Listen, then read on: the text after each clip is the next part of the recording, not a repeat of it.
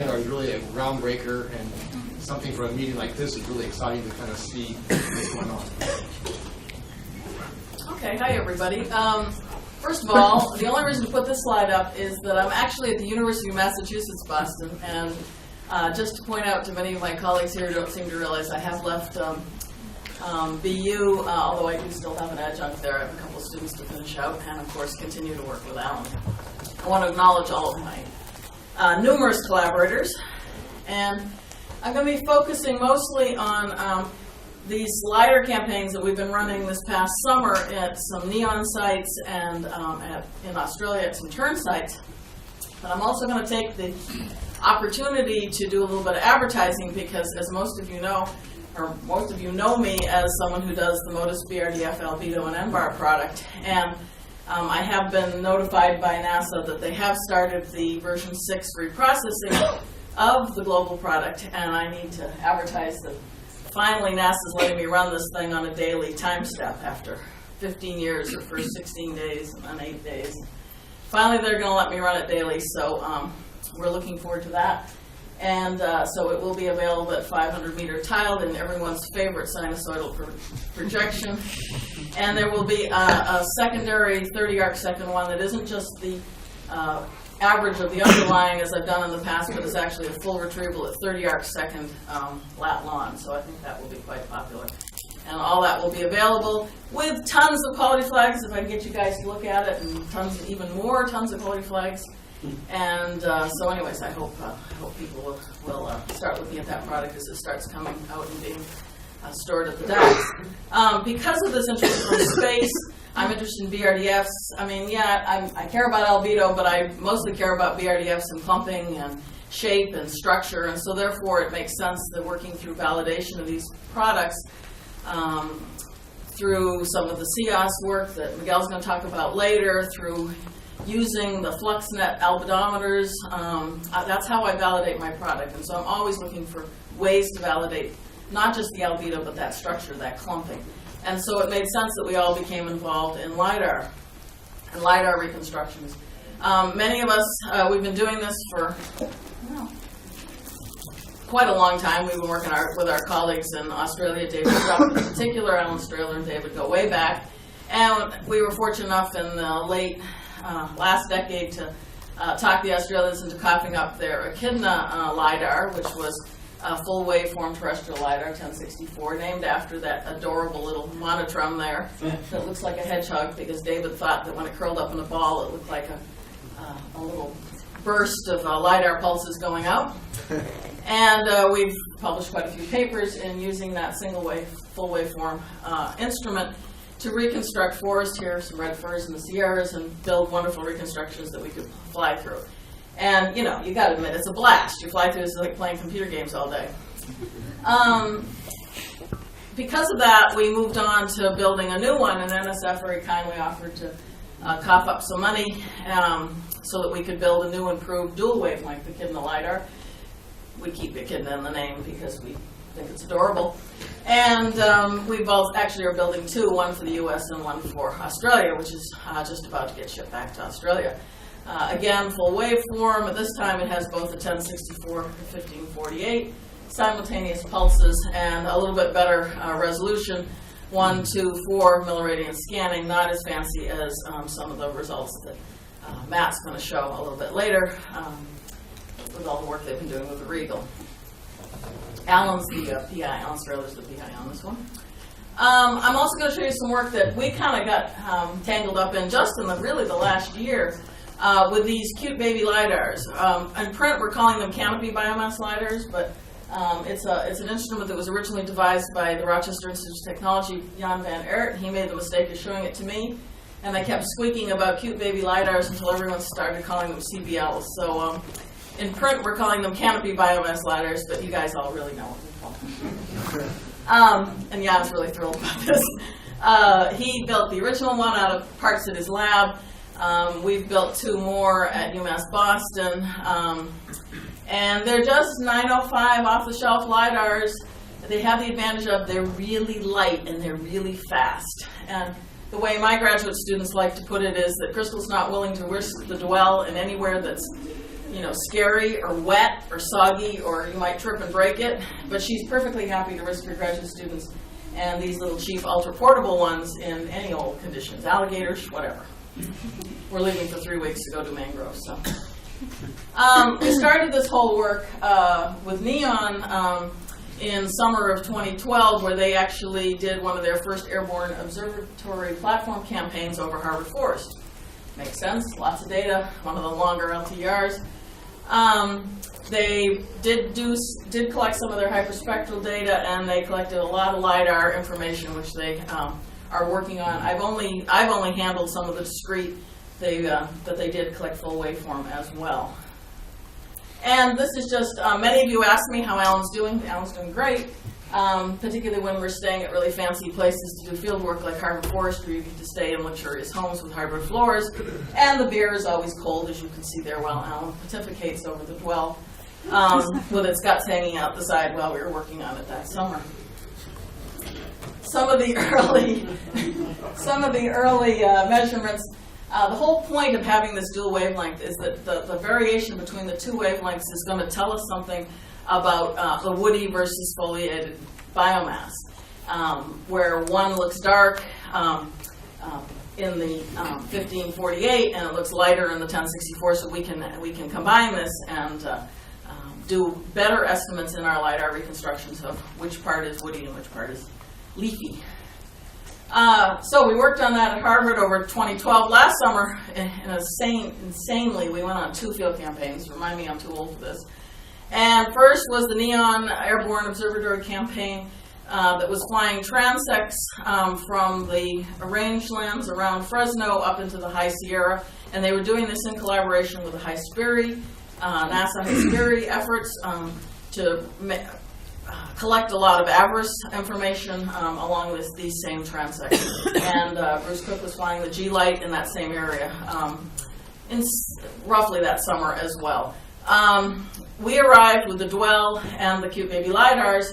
Jan arrived with his Cute Baby LIDAR, and we discovered that Neon mainly wanted us to focus on the rangelands. Unfortunately, it was 109 degrees Fahrenheit. So I immediately abandoned my graduate students with the little ones, per usual. And Alan and I retreated to the higher elevations and cooler temperatures with the echidna. But they did collect quite a bit of data for the Neon campaign, as well as collect some of the biomass measures that the Neon field campaign is collecting. Now Neon, the National Ecological Observatory Network, is just getting underway. And this is some of the first campaigns where they're actually laying out these 20 by 20 meter plots, having human beings trot back every week, make measurements, species, biomass, green phenology, all sorts of good things, and just start to accumulate this. Hopefully, I think everyone's a little frustrated that things aren't happening faster, but this is a huge undertaking for these locations across the U.S. in 20 different ecoregions, and so they're really just getting their protocols in place. Again, another cute picture to prove to you that Alan is doing great. Here he is playing the ASD up in the cooler temperatures. As I say, Neon itself was collecting all these biophysical measurements, and Phil Townsend was collecting a bunch of ASD measurements, which we obviously contributed to as well. The Neon folks were interested to come to see the new Dwell. Here it is in its black studly condition as opposed to its bright orange condition that usually the old echidna was in. And again, some of the results that we got from this red fur site. This is one that we returned to that we'd already scanned with the echidna in 2008, and we returned in 2013 to scan it with the Dwell. It's interesting when you haven't seen a site for 5 years and a couple of trees have come down, and Alan and I are standing around trying to figure out exactly where that wretched piece of rebar should be. We did manage to find it. So we can do some comparisons over time. But as you can see, again, you can get the difference from the 2 channels, and you can do a normalized difference index there and really break out the variation between the trees and the foliage. You can go ahead and do regular 3D reconstructions by using multiple things of this. I had a beautiful video. Unfortunately, it wasn't running on this laptop, so if anyone would like to see it, come see me. I've got my laptop with me. Then we did, at the same time, deploy the Cute Baby LIDARs. Our thoughts here are that they're so light, they're so portable, we can use them as an adjunct, as an augmentation to the bigger the bigger sensor that takes longer to run, that's heavier to lug around, and that where we can start some inner parts of, say, a hectare. We can do the outer edge of the hectare with the one wavelength. Very cute, just a discrete, rapid, light, and portable instrument, and expendable graduate students, of course. This is what you get from the smaller, ultra-portable instrument. Still very nice recognition. It's coarser. It's not in the same class as a Regal or a Dwell, but you get very nice results. And here's range as opposed to first return. And again, you can do dozens of these. The guys were doing in this case 25 scans over an 80 meter by 80 meter plot in response to Neon and Hesperi requests, and then we can put those together and rebuild, do our reconstructions. And if we compare what we can get from the CBL to what we can get from the Dwell of course gives us the two colors, the woody and the foliage, but the little guy hangs in there to give us some more information, and we hope help us in those outer edges with some occlusion. Neon was flying overhead. I have yet to see any of this data yet. I know they're working on it. And as I say, the NASA Avarice flew. I meant to look it up, and I forget. A couple weeks later, I think, over this particular site. We were home 3 weeks. We packed everything up and we shipped it off to Brisbane. And as part of the Terrestrial Laser Scanning International Interest Group, TILSIG, I really recommend that everyone join this. If you're interested in some of the LIDAR work that's going on, we're really enthusiastic about trying to reach out to everyone and keep in touch. This was a field campaign that John Armston ran for us out of with Tern and CSIRO and local Queensland conservation funding. It was held at Karawatha Forest and Brisbane Forest Park. Karawatha is a Tern super site, and 5 terrestrial LIDAR showed up. We showed up with the Dwell and the CBLs. They already own a nice Regal running in its full waveformish fashion. They also have a Faro, and Mark Danson brought in another dual wavelength instrument from Salford, University of Salford in the UK, that he's been working on, very similar, to try out for the first time. And the Tern and CSIRO paid for some airborne information to be collected about a month and a half later, both discrete and full waveform. So that's kind of the matchup of all the LIDARs, and again, they're Tern super sites, so they're collecting biomass, all the usual biophysical information too. We were having a marvelous time with a giant slingshot, which we were using to yank down eucalyptus branches and then sit around like a bunch of little chimpanzees and pick the leaves off. And buy all your graduate students a giant slingshot. It's like the best toy I've ever bought them. And I thought it should have been a boomerang, but anyways, Dwell for the eucalypts, admittedly a much more open forest. You can see beautiful calibration targets were distributed throughout the woods. Nice reconstructions. Again, deploy the little guys. And again, reconstructions, and compare those. And of course, whenever you have a big group of LIDAR people around, you feel like compelled to stand in a circle and scan them. And so from the coarser resolution one, you get what I call the chocolate rabbit effect here in the top, where we're all hollow. And then at the bottom is a beautiful version of that same circle from the Regal, which I hope is leading into the next talk. And I do recommend anyone interested in all this work that we're trying to do with the terrestrial LIDAR. So we're trying to get a better handle on biomass so that we can refine and characterize the airborne measurements, which are what we can do over large chunks. But if we can do a better job with these kind of hectare chunks, we hope we can refine those airborne and someday satellite-based measurements and get a better handle on what's really going on, both understory and above story. So if you're interested, please sign up for the Terrestrial Laser Scanning International Interest Group site. And that's it. Thank you.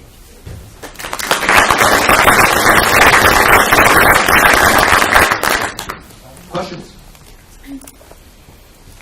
Well, I'll start out real quick. Your CBL sounds really nice because it can be used quite easily. And for like many flux towers, I think we're just happy to have better information on canopy height and crown size. So how does it compare with the dwell then? Is it almost identical in terms of some of the integrated statistics you Well, use? that's actually what we're working on now. Obviously, we can't get the woody and the biomass. I mean, we can get the basic structure. We can't get the... So the dwell goes to 1 milliradian, the regal goes to 1/3 of a milliradian, so you're really down to each of your little clumps. The CBLs go to 4, like the old echidna. So it's more like the old echidna, if you want to be honest. But it's really light and it's cheap. And, But I mean, we're interested in just things like crown size. And yeah. Quite It's good. not as strong. We seem to be maxing out around 30 meters or so. But it makes up for the fact, at least in the horizontal or that you can just make so many more measurements. And how expensive and how user-friendly is it in terms of data producing and how... I was just mesh lab. I was throwing that was like brainless. But we're building one for Tern right now, and we asked for $20K for it. But we're still kind of building it in our... Cheaper than a light car. Other questions? First here. So to estimate the biomass I of can't trees, see anything in here. to estimate the biomass of trees, one classical parameter is the stem diameter. Right. So how well can you determine from your pictures? Oh, really? That we can do. Okay. DBH we do really well. Okay. And for all this, I said that we were at standard sites, but we were collecting. We always collect our same rangefinder heights, crown diameters, regular DBH. We do all that stuff too as well. And we've had really good results from the echidna, and the CPL is comparable for that kind of. Yeah, trunks aren't bad. It's clumping and leaf and gap and LAI and voxels.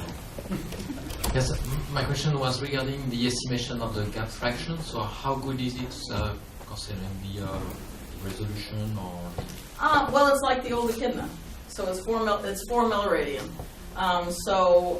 Again, I'm worried about what we're going to see when we get into taller trees. Although we did let it fly on the sequoias at McKinley Grove just for grins.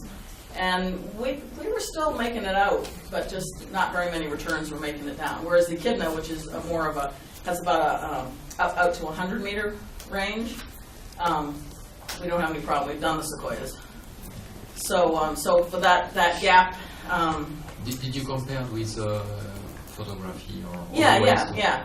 And we're doing fine. I mean, we're taking hemi photos at each site too.